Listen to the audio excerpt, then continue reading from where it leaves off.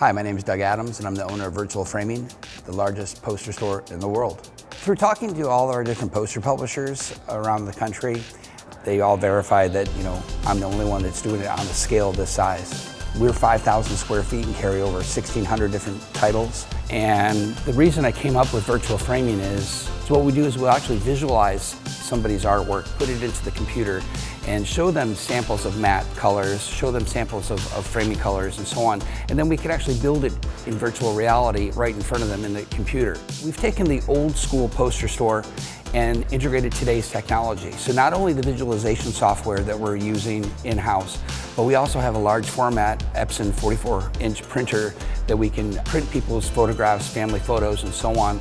We do photo retouching, enlargements, and so on. So these are services that these types of stores in the past have never really offered. One of the biggest things that sets us apart from a lot of different companies is we actually manufacture everything here. We buy box of length molding, we buy rolled posters, we buy all the raw materials, glass and so on, and manufacture everything here. So my prices are effectively wholesale, direct to the public pricing. With that, we're able to keep the prices low. And we move things around quite a bit. So when people walk by the store, I want it to look visually stimulating and different all the time. You never know if it's somebody's first time walking in the store, which it happens quite a bit. People have, even though we've been here 3 years, only 1 year in this location, there's still people finding us on a weekly and daily basis. And I want them to see something that brings them in. I think I've got an interesting perspective on pop culture, from the latest movies to vintage movies, the all-time cult classics and so on. Things that I've looked at and have experienced people's interest levels in really dictates how I choose my art.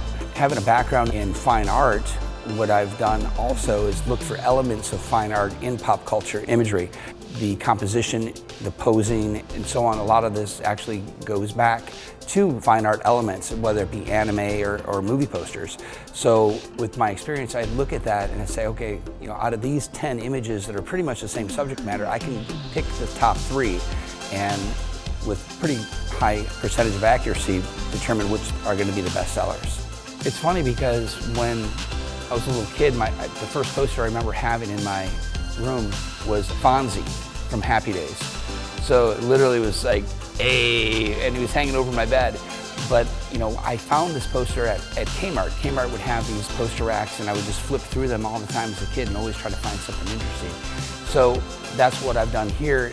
I actually have 8 of these poster racks. Most stores you go into, you might be lucky to find 1, you might find 2.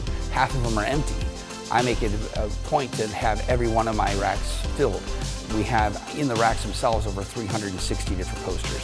What I'd really like to do is be able to maximize our online presence and to efficiently be able to ship products around the country and effectively next to the world.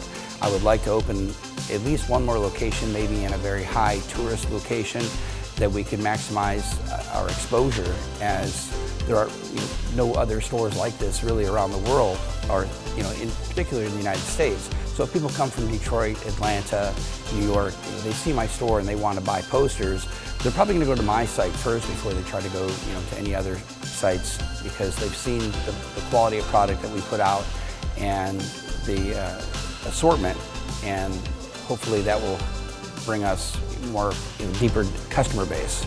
You always find something of interest in here.